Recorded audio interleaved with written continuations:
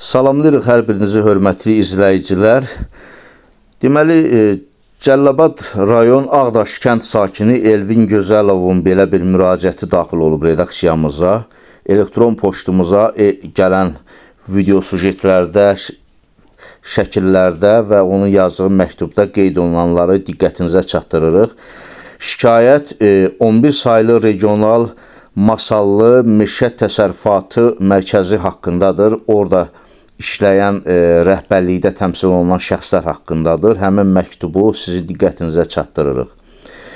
Azərbaycan Respublikasının Prezidenti İlham Əliyev cənablarına müraciət edərək bildirirəm ki, 11 saylı Masallı Meşə İdarəsinin baş meşəbəyisi Faiq Əmişov öz tələbə yoldaşı və yaxın dostu olan Meşələrin İnkişafı Xidmətinin rəisi Ramiq Əşrafova arxalanaraq regionun bütün meşələrində soyqırım həyata keçirir.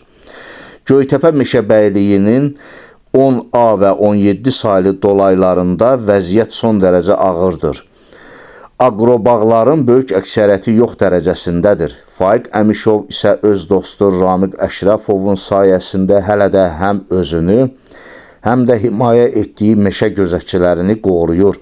Cənab Prezident, gümanımız təkcə sizə qalıbdır. Mən öz yazdıqlarımı yerində sübut etməyə hazıram. İmza Cəlilabad rayon Ağdaş kənd sakini Elvin Gözəlov.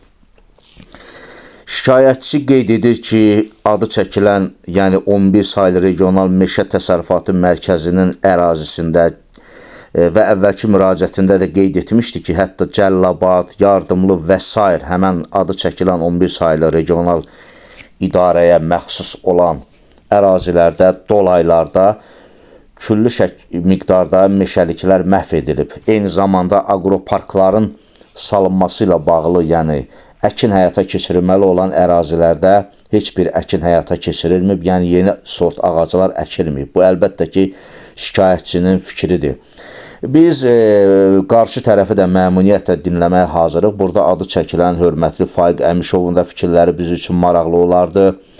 Eyni zamanda 11 saylı regional Masallı Meşə Təsərrüfatı Mərkəzinin rəisi hörmətli Nəsimi Nəsibovun da fikirləri biz üçün maraqlı olardı. Ya özləri, ya nümayəndələri vasitəsilə xahiş edirik, münasibət bildirsinlər. Bizim onların da fikirlərini dinləmək üst-üstə düşərdi. Görək məsələ nədən ibarətdir, deyilənlər nə dərəcədə doğrudur. Hər halda bu mətbuatın qanunudur, bunu pozmaq olmaz.